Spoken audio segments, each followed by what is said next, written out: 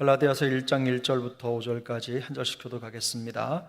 사람들에게서 난 것도 아니요 사람으로 말미암은 것도 아니요 오직 예수 그리스도와 그를 죽은 자 가운데서 살리신 하나님 아버지로 말미암아 사도된 바울은 함께 있는 모든 형제와 더불어 갈라디아 여러 교회들에게 우리 하나님 아버지와 주 예수 그리스도로부터 은혜와 평강이 있기를 원하노라. 그리스도께서 하나님 곧 우리 아버지의 뜻을 따라 이 악한 세대에서 우리를 건지시려고 우리 죄를 대속하기 위하여 자기 몸을 주셨으니 함께 읽습니다.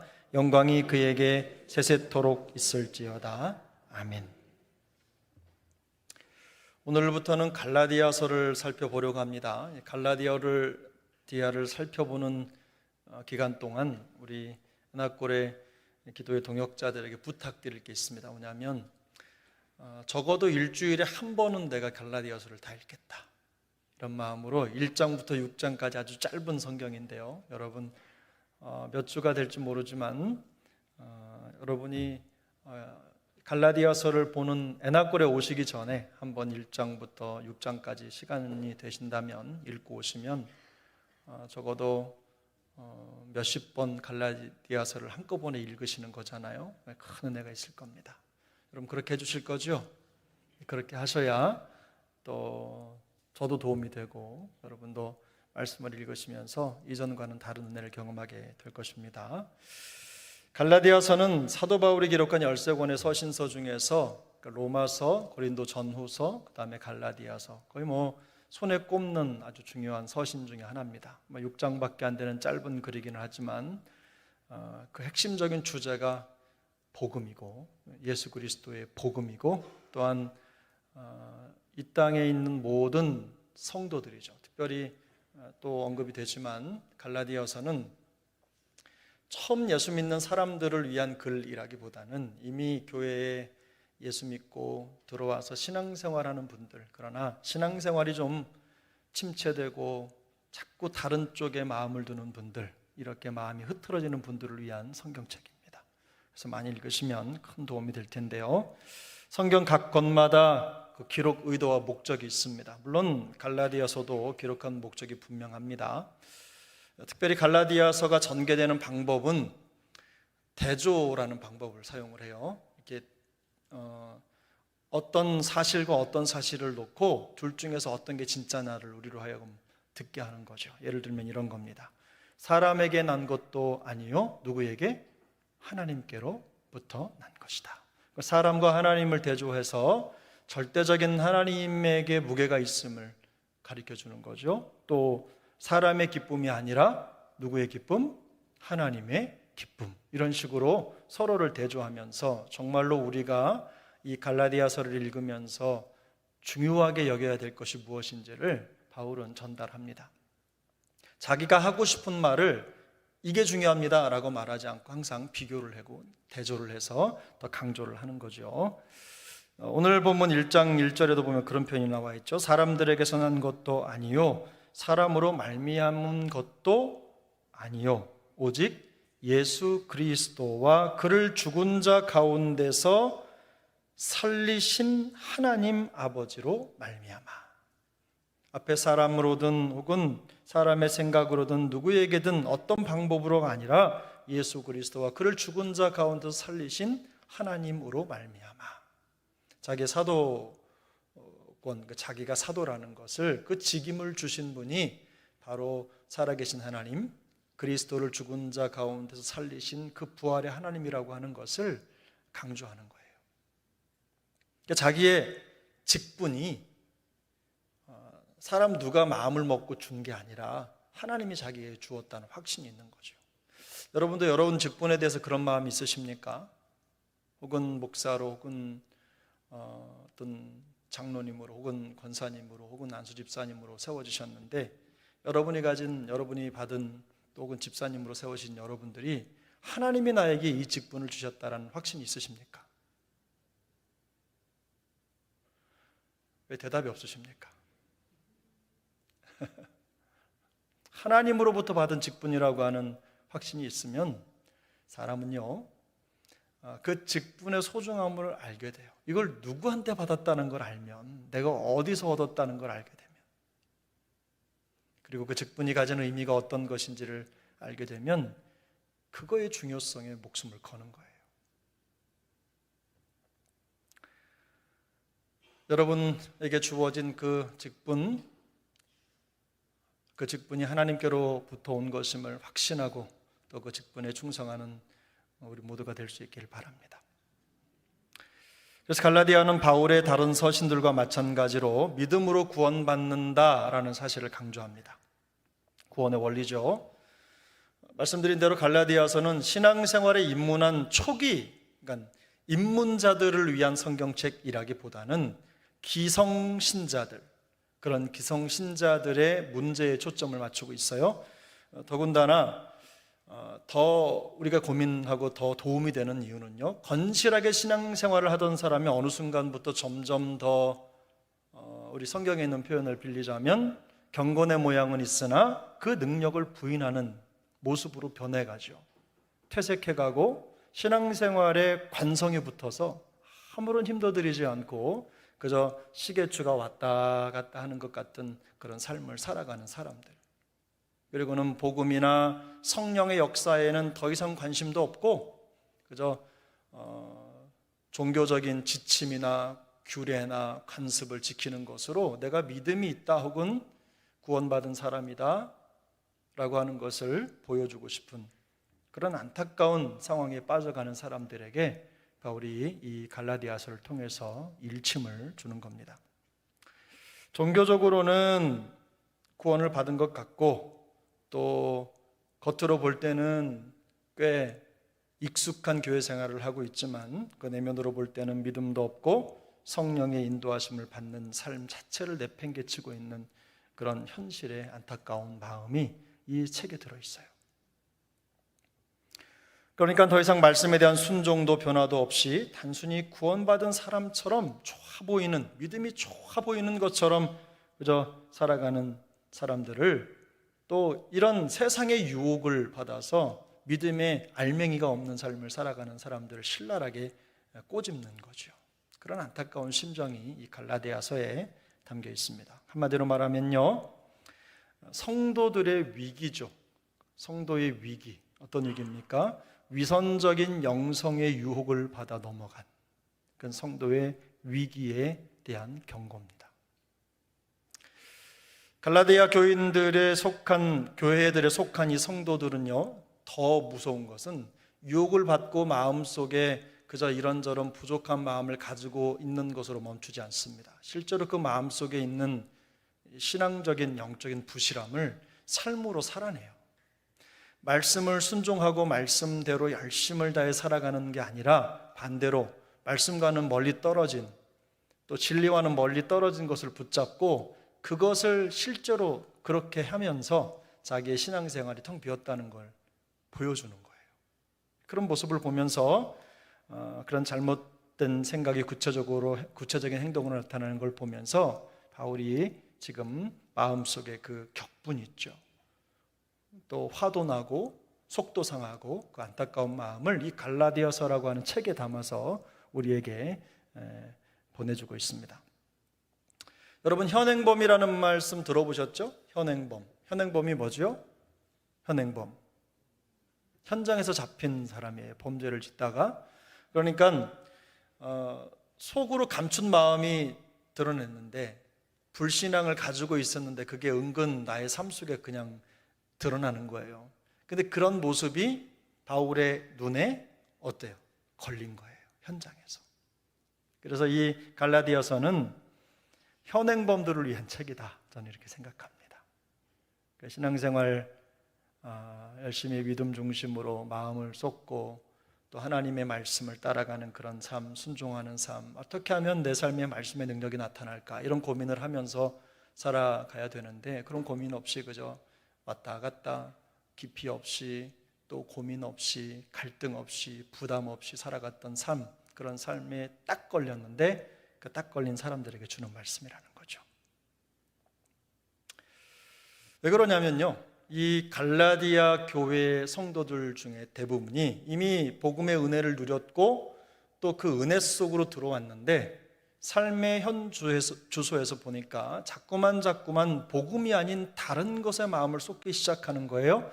변화되고 순종하고 또 부담이 되는, 힘이 분압이 되는 어떤 복음을 따라가는 그런 삶에서 자꾸만 벗어나서 좀 자기 삶 속에 나타나지 않는 그런 복음의 흔적들, 이런 게 보이지 않으면서 아마 이런 갈등이 들었을 것 같아요. 왜냐하면 예수 믿고 복음 가운데 있어도 그 변화가 매일매일 일어나는 게 아니잖아요. 그렇게 하면서 사람들은요, 뭔가 좀 쉬운 방법을 찾는데, 바로 이 갈라디아 교회 성도들의 대다수가 당시에 율법의 중요성을 강조하고 그것을 지켜야지만 구원을 받을 수 있다, 받은 흔적이다라고 말하는 사람들의 말에 현혹이 돼서 그 마음속에 자꾸만 믿음으로 구원을 받는다라고 하면 그것에 대한 믿음이 흔들리는 거예요. 그래서 자꾸만 뭘 하나 더 하고 뭐 예를 들면 할례를 받아야 되고 무슨 규례를 지켜야 되고 이런 걸 하나씩 더해가면서 마치 자기가 변화되지 않아도, 순종하지 않아도 이걸 지킴으로 인해서 구원받은 사람이다라고 하는 그런 다른 사람들의 인정을 받는 것, 그것으로 살았던 것 같아요. 그게 편하죠. 사실 정해진 거 한두 가지 하고 나면 실제적으로 나에게 변화가 없어도 그것만으로 그저 내가 크리스천이지, 믿는 사람이지, 이런 말을 듣는 게 훨씬 더 손쉬운 방법이거든요.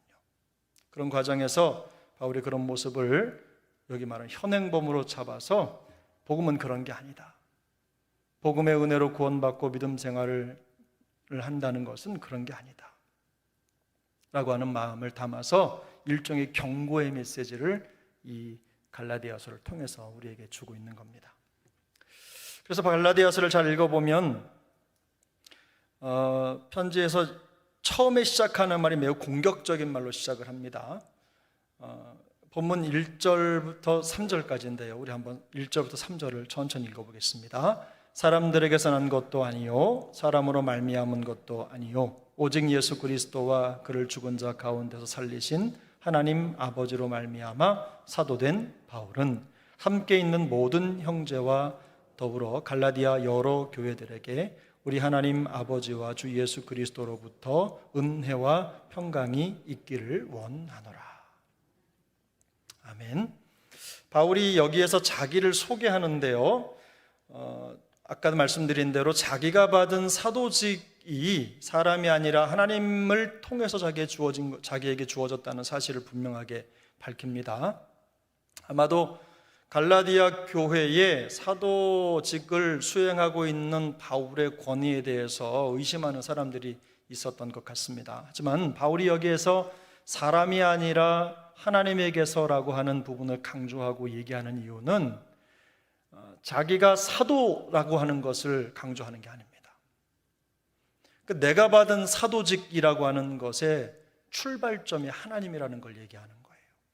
그래서 바울은 누가 뭐라든 세상이 뭐라고 말하든 복음을 위해 부름받은 자기의 사명이 하나님께로 온 것이라는 걸 모든 사람들에게 알리고 있는 겁니다. 그리고 사람이 아니라 하나님이라고 하는 이 바울의 표현은요, 앞으로 갈라디아서를 우리가 읽으면서 계속해서 반복되는 패턴입니다.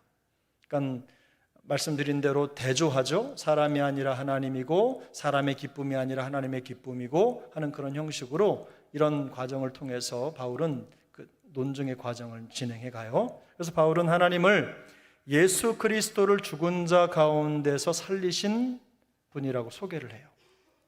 하나님은 여러분 우리가 알고 있는 것처럼 십자가에 달렸던 그의 아들 예수 그리스도를 다시 살려 부활시키신 분이십니다. 그 능력의 하나님이 바울을 만나준 겁니다. 그리스도인들을 핍박하러 가던 다메섹 도상에서 바울이 바로 이 부활하신 예수님을 만나요. 그리고 그 주님과의 운명적인 만남을 갖는 그 순간에 인생이 완전히 바뀝니다. 바로 부활하신 주님을 만나는 그 순간 바울의 인생은 이전과 이후가 확연히 달라지는 인생이 되는 거죠. 그러니까 그의 인생의 새로운 출발점이 어디부터냐면 이 주님, 부활하신 주님과의 운명적인 만남이 있었던 그 바로 그 순간부터 자기 인생이 새롭게 출발을 한 겁니다. 바울은 자신이 기록한 서신서에서 특별히 이 부활을 많이 강조하는데요. 왜 그렇습니까? 우리 기독교는 부활의 종교라고 하기도 하죠. 그래서 예수 그리스도의 복음은 부활이 없이는 설명을 할 수가 없기 때문에, 또 예수 그리스도의 복음에는요, 부활을 통해서 죽음에서 생명을 창조하시는 그 하나님의 능력을 보여주고 들려주는 게 그리스도의 복음이기 때문에 그래요. 그래서 바울은 죄로 죽었던 우리가 그 부활의 능력을 통해 다시 생명을 얻었다라는 것과 이것이 그리스도의 삶 전반에 미치는 강력한 힘이라는 것을 거듭거듭 강조합니다. 우리 그리스도인들에게 있어서 제일 중요한 것은 바로 이 부활의 능력을 깨닫는 거거든요. 내가 그 복음을 경험했다는 것은 그리스도 예수께서 살아나신, 죽음을 이기고 살아나신 그 부활의 능력을 소유했다는 거기 때문에 바로 그 복음이 부활이라는 것을 깨닫기를 간절하게 기도하고 있는 겁니다. 바울은 갈라디아 성도들에게 이 부활의 능력으로부터 비롯된 은혜와 평강이 있기를 축복합니다. 저도 부족하지만 여러분들에게 이 부활의 능력으로부터 전해지는 평강과 은혜가 있기를 예수님의 이름으로 축복합니다. 근데 특별히 이 은혜와 평강이라고 하는 것 앞에 보면 하나님 아버지와 주 예수 그리스도로부터라는 말이 붙었어요. 이 은혜와 평강이 단지 사람의 능력이나 기교에서 출발한 것이 아니라 하나님 아버지와 주 예수 그리스도로부터 비롯된 것이라는 말입니다. 상투적인 인사말이긴 하지만 그러나 그 바탕에는 복음을 복음답게 만드는 부활의 생명력이 담겨 있다는 것을 보여주는 거예요. 그래서 우리 그리스도인들의 신앙생활이요, 누가 보기에는 그저 아무런 능력이 없고 그저 평범해 보이지만 그 출발점이 다릅니다. 그래서 우리가 누리는 평강, 우리가 누리는 은혜, 이런 것들은 사람의 능력이나 혹은 기교에서 출발하는 게 아니라 어디에서부터 출발합니까? 우리 구주 예수 그리스도를 죽은 자 가운데서 살리신 그 하나님, 그리고 그 부활의 능력을 우리에게 선물해 주시는 예수 그리스도로부터 출발한다는 거예요. 전혀 다르죠?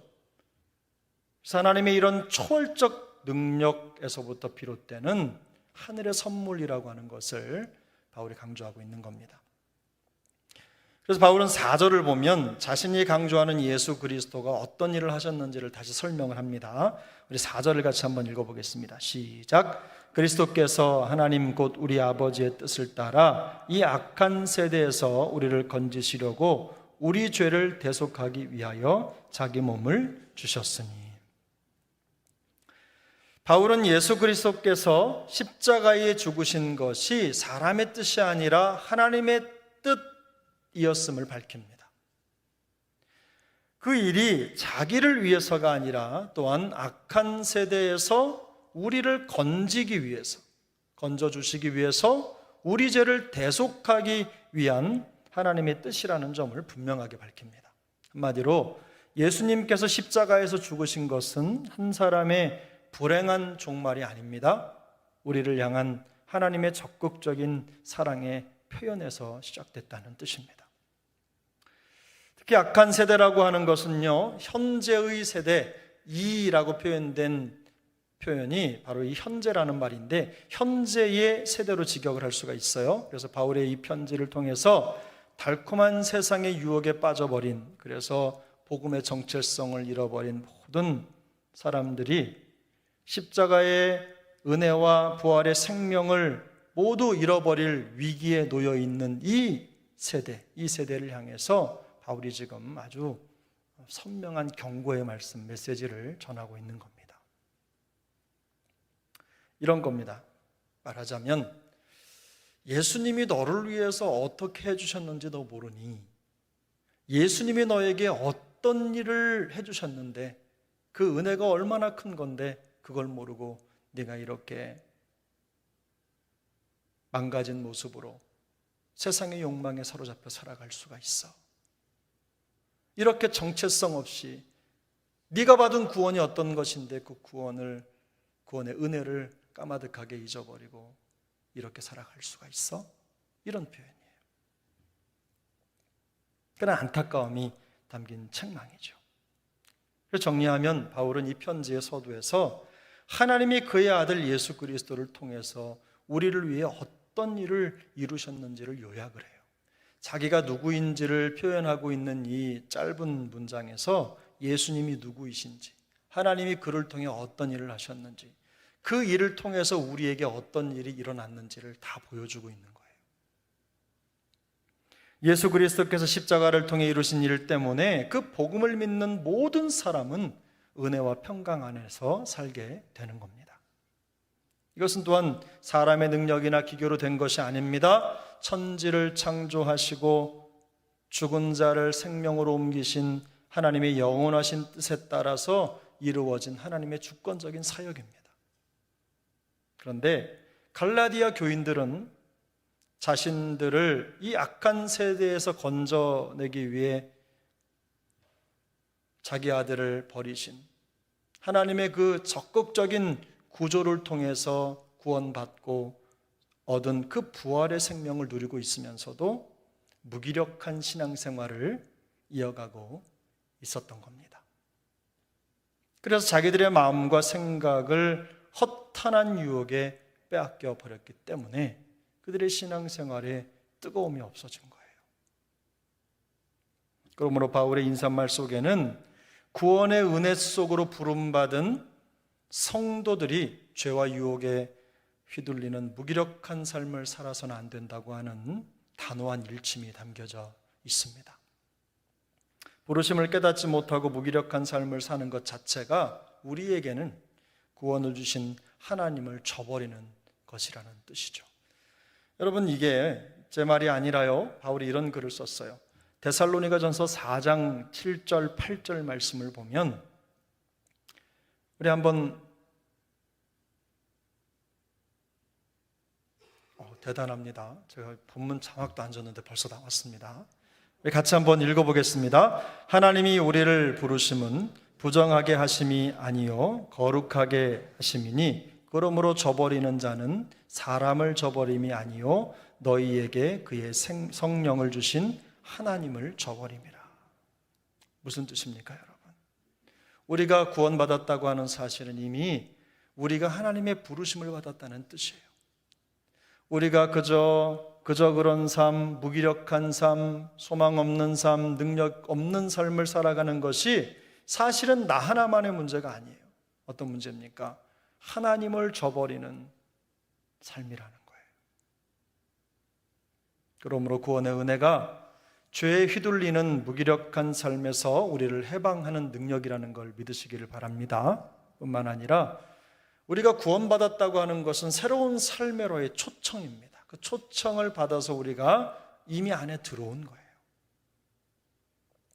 우리의 감정의 벽이 정말로 두껍기 때문에 우리는 우리 세계에 빠져 살아가지만 사실 그러나 하나님은 우리를 하나님의 은혜 안으로 부르셔서 우리의 그 묶인 삶, 무기력한 삶으로 그냥 우리의 삶이 마감되는 걸 원치 않으시고 우리가 하나님께 부름받은 사람으로서 그 부르심에 합당한 삶을 살아내는 그런 멋진 성도의 삶, 하나님의 자녀의 삶을 살기를 원하시는 겁니다.